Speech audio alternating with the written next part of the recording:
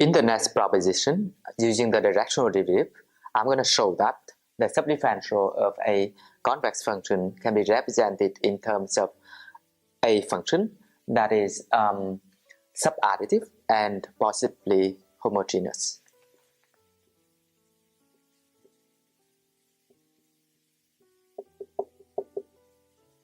Let f from Rn to the extended real line be a convex function,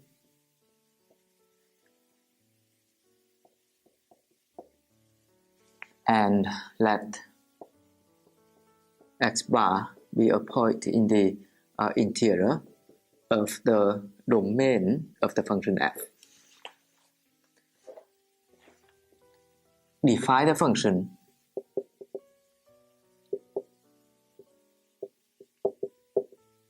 psi from Rn to the real line by the formula psi of d is equal to the directional derivative of the function f at x bar in the direction d.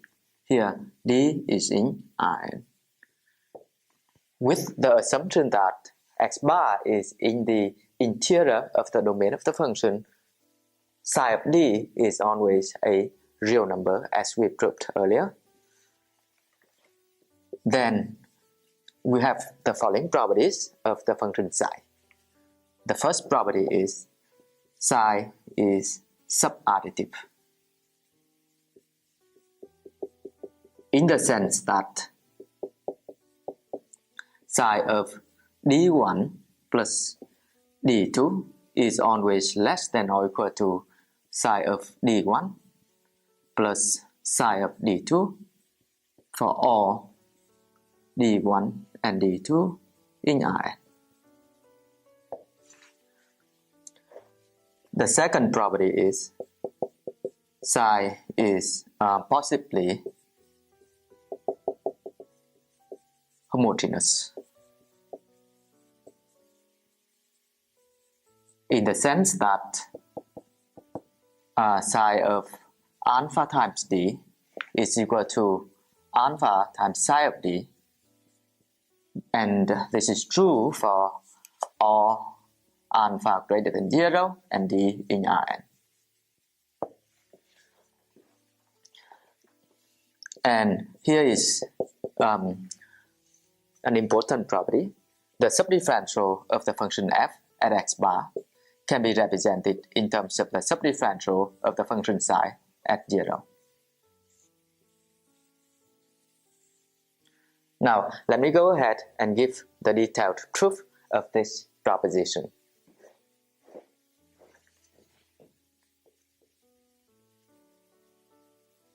Let us first prove I. Fix any d1 and d2 in Rn. Then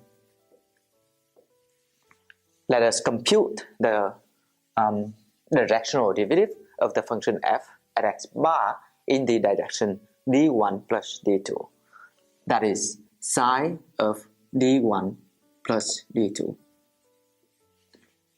This is the limit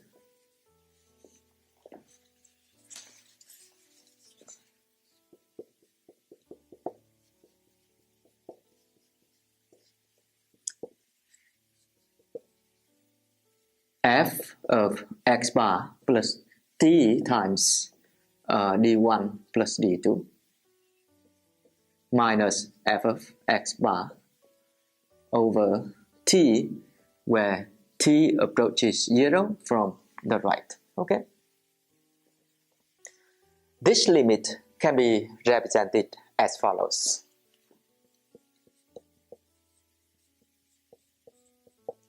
F of x bar plus t times d1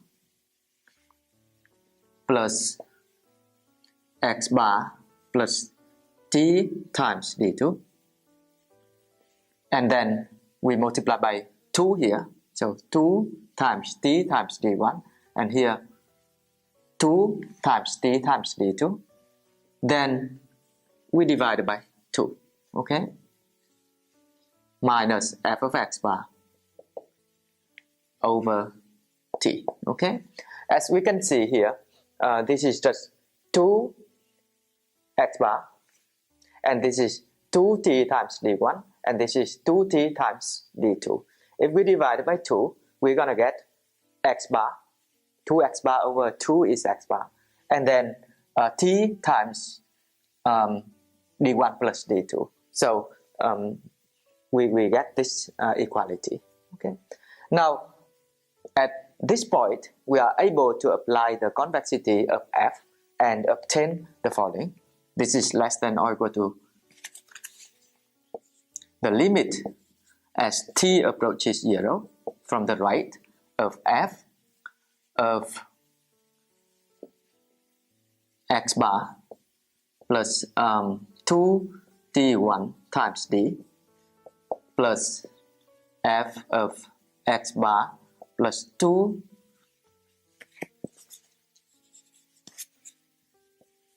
t times d2 over 2 minus f of x bar, and then here everything is divided by t. Okay. Now we can rearrange this expression and get this.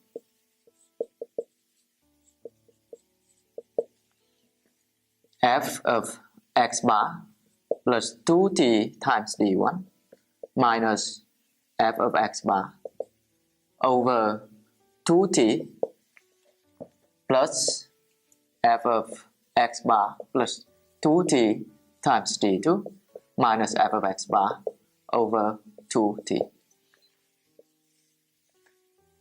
By some simple algebra, we will see easily that this equality is satisfied. However, the first limit here is the directional derivative of f at x bar in the direction d1, and the second limit here is the directional derivative of the function f at x bar in the direction d2. Okay, and this is exactly psi of d1 plus psi of d2. So we have showed that psi is subadditive. Now let me prove the second property. Fix any alpha greater than 0 and d in Rn, then psi of alpha times d is equal to the directional derivative of the function f at x bar in the direction alpha times d. And as we know, this is the limit as t approaches 0 from the right of f of x bar plus t times alpha times d minus f of x bar over t. Okay? So this limit can be rewritten as lim as t approaches 0 from the right of f of x bar plus t times alpha times d minus f of x bar over t times alpha.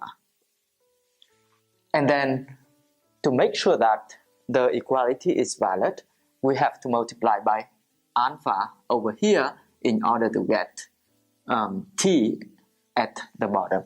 Okay, but this is equal to alpha times the limit as t approaches 0 from the right of f of x bar plus t times alpha times d minus f of x bar over t times alpha.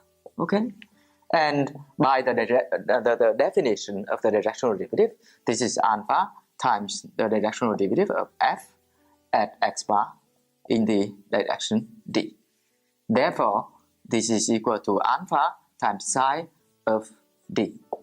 So we have completed the proof of the second property, that is psi is positively homogeneous. Now let me go ahead and give the proof of the third property. In order to prove this property, I want to recall a very important relation between the subdifferential of a convex function and its directional derivatives. So V is a subgradient of the function f at x bar if and only if the inner product of V and D is less than or equal to the directional derivative of f at x bar in the direction D for all D in Rn. We proved this from the previous lecture. So now, in order to get the third property here, we see that an element V is in the subdifferential of f at x bar if and only if the inner product of V and D is always less than or equal to the directional derivative of f at x bar in the direction D, and this is true for all D in Rn. Okay? So this is equivalent to saying that the inner product of V and D is less than or equal to psi of D for all D in Rn. Okay?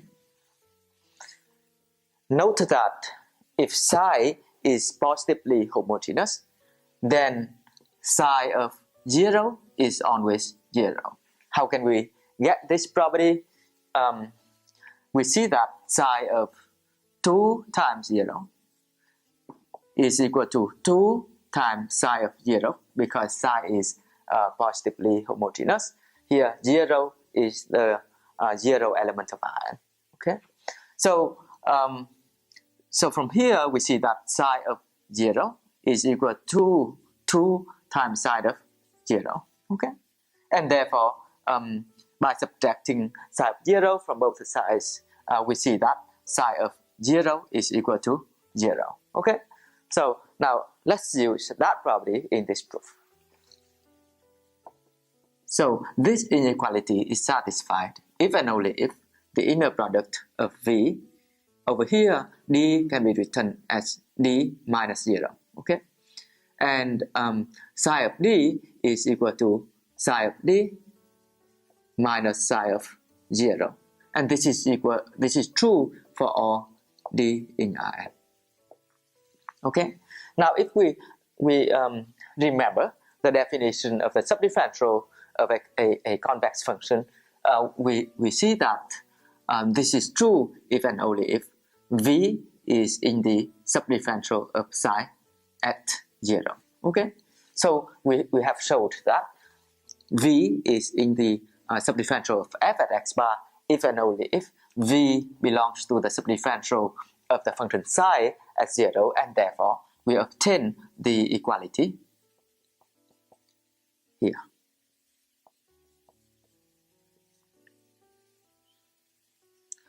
An additional remark is, if psi is positively homogeneous and subadditive, then psi is always a convex function. The proof of the theorem is now complete. Our next goal is to give a representation of the directional derivative for a convex function in terms of its subgradient. As we know, V belongs to the subdifferential of f at x bar if and only if the inner product of V and D is less than or equal to the directional derivative of the function f at x bar in the direction D for all D in Rn. Okay? Now from here, we can see that the supremum of the inner product of V and D, where V belongs to the subdifferential of f at x bar, is always less than or equal to the directional derivative of the function f at x bar in the direction D. And this is true for all D in Rn. And it turns out that under some condition, this equality is valid. Okay? And the condition is x bar belongs to the interior of the domain of the function. Okay?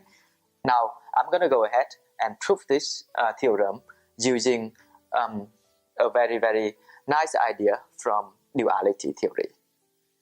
In order to accomplish the goal, let me give a lemma. Let psi from Rn to R be a subadditive and positively homogeneous.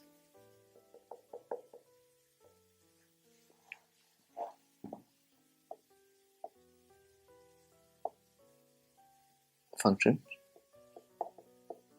Okay, so in particular from here we see that psi is a convex function, and an example of psi that satisfies these properties is psi of d given by the directional derivative of f at x bar in the direction d, where x bar belongs to the interior of the domain of the function f. Okay, so if psi is subadditive and positively homogeneous, then the Fairchild conjugate of the function psi of v can be represented in terms of the indicator function associated with omega of v, where omega is the subdifferential of the function psi at 0. Okay, and recall that the indicator function of associated with omega at v is equal to 0 if v is in omega and is infinity if v is not in omega. So this theorem gives a very nice relation between the Fairchild conjugate and the subdifferential of a function. Okay, so let me give the detailed proof of this lemma. So again, in order to prove this formula, we're going to show that if v belongs to omega, then psi star of v is equal to 0. And if v is not in omega, then psi star of v is equal to infinity. Okay? So fix any v in omega, that is the subdifferential of psi at 0. By the definition, the inner product of v and d is always less than or equal to psi of d. This is true for all d in Rn. Okay. Note that this is true because by the definition of the subdifferential, v, the inner product of v and d minus 0 is less than or equal to psi of d minus psi of 0 for all d in Rn. Because psi is positively homogeneous, psi of 0 is 0, and d minus 0 here is d, therefore we obtain this inequality. Okay, now let's look at the Fairchild conjugate of the function psi at v. By the definition, the Fairchild conjugate of psi at v is the supremum of the inner product of v and d minus psi of d, where this supremum is taken as d is in Rn. Okay, so obviously this is greater than or equal to the inner product of v and 0 minus psi of 0. Okay, because the sup is taken with respect to all d in Rn. So for whatever d we substitute in here, we have this inequality, and in particular for d equals 0, we get this inequality. Okay, and the inner product of v and 0 is 0, and psi of 0 is 0. So this is just 0. So we have showed that the Fairchild conjugate of psi at v is always greater than or equal to 0. And at the same time, psi of v is equal to the supremum of the inner product of V and D minus psi of D as D runs in Rn. And because we take V in the subdifferential of psi of 0, we have this inequality. And from here, we will see that this is always less than or equal to 0. Okay, so the supremum is less than or equal to 0. So psi star of V is equal to 0 in this case. So we have proved that if V belongs to the subdifferential of psi at 0, then psi star of V is equal to 0. Now, I'm going to show that if V does not belong to omega, then psi star V is equal to infinity. Now, for V not in omega, that is the subdifferential of psi at 0, there exists D naught in Rn such that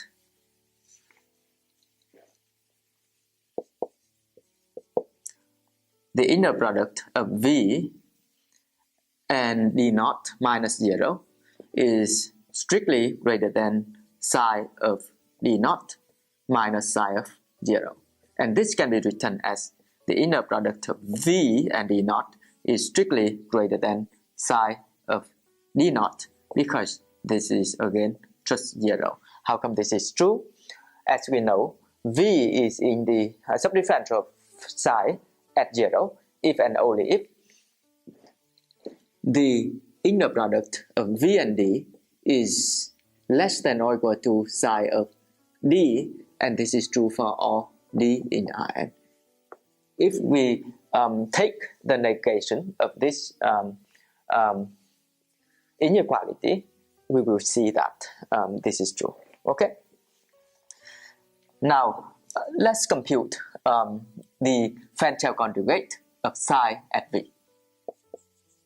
Then psi star of V, by the definition, is the supremum of the inner product of V and D minus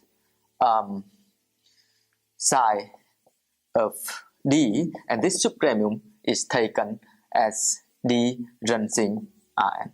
Okay. Now this is always greater than or equal to the supremum of V. Now instead of using D, we use T times D naught, which is also an element of Rn. And therefore, over here, we replace D by T times D naught. And this supremum is taken as T is greater than 0. Okay. Now, let us apply the positively homogeneous property of psi and obtain the following. So this is just the supremum of the T times the inner product of V and D naught, and this is T times psi of D naught. Okay, so here we can write like this: supremum of T times the inner product of V and D naught minus psi of D naught, as T is greater than 0. Okay, notice that this is a positive real number. So this supremum, as T is greater than 0, is equal to infinity. Okay, therefore psi star V is equal to infinity in this case. So we have proved that if V belongs to omega, then psi star V is equal to 0. And if V is not in omega, psi star V is equal to infinity. Therefore, psi star V is equal to the indicator function associated with omega of V, where omega is the subdifferential of the function psi at 0. So the proof of the lemma is complete. Now let me introduce a theorem that allows us to represent the directional derivative of a convex function in terms of its subdifferentials.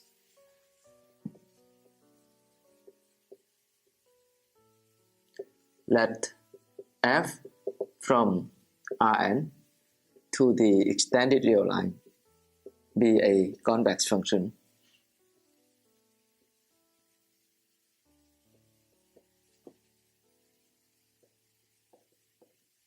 and let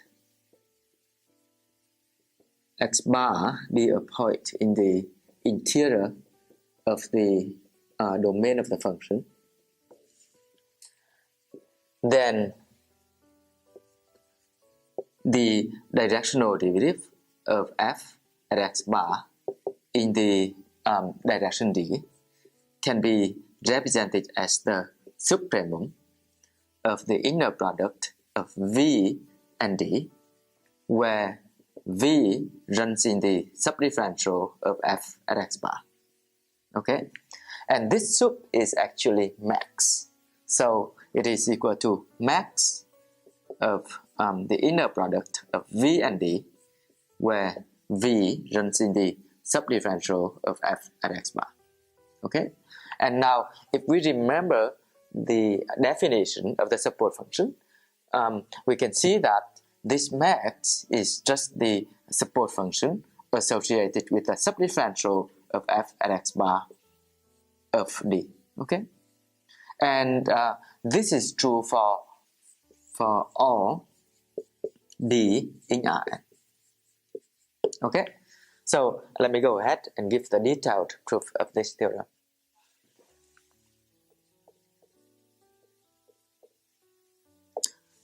To prove this theorem, we are going to use the function psi defined in the previous lemma.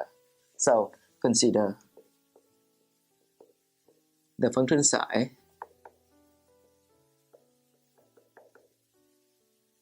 from Rn to the real line given by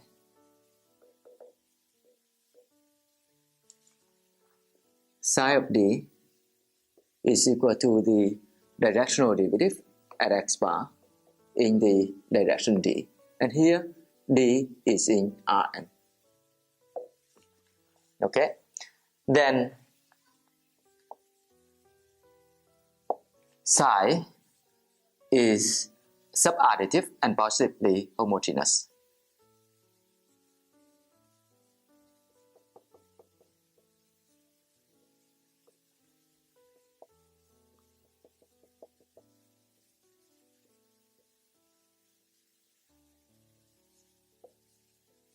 In particular, psi is a convex function.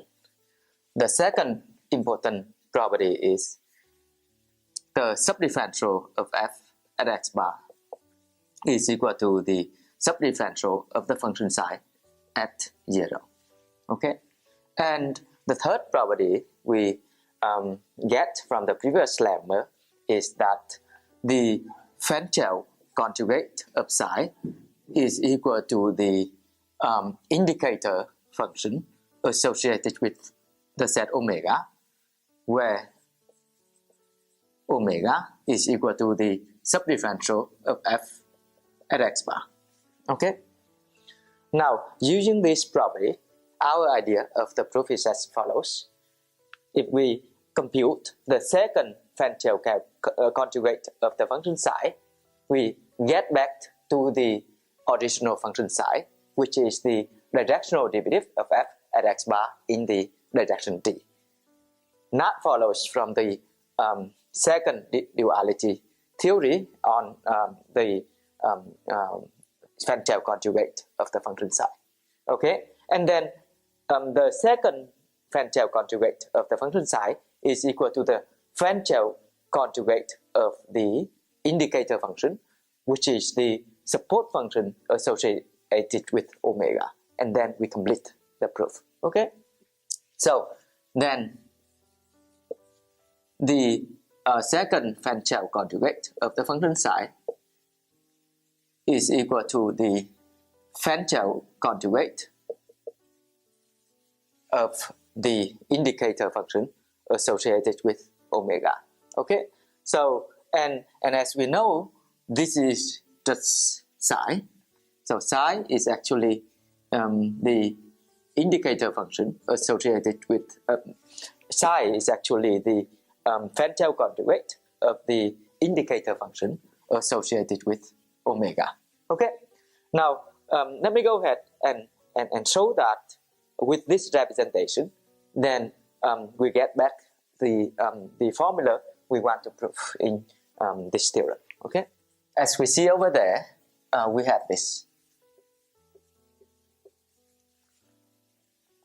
psi of d is equal to the indicator, the Fantail conjugate of the indicator function associated with omega of d. Okay, if we know about the definition of the Fantail conjugate, this is the supremum of the inner product of v and d minus the indicator function associated with omega of v, where v runs in the set omega, which is the domain of the indicator function.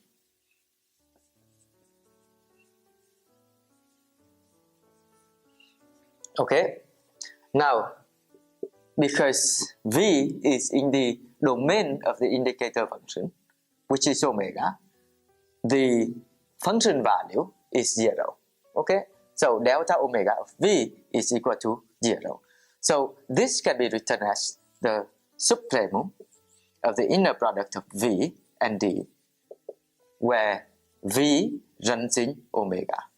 And as we know, omega is the subdifferential of f at x bar. Okay, so we can rewrite it as the supremum of the inner product of v and d, where v runs in the subdifferential of f at x bar. Now, because the subdifferential of f at x bar in this situation, x bar is in the interior of the domain of the function, the subdifferential of f at x bar is just a compact set. Therefore, this sup becomes max. So this is equal to the max of the inner product of v and d, where v runs in the subdifferential of f at x bar. Okay. Now, finally, we see that the function psi can be written as the max of the inner product of v and d, where v runs in the subdifferential of f at x bar. And as we know, psi of d is equal to the directional derivative of f at x bar in the direction d. Okay, so we obtain the desired formula.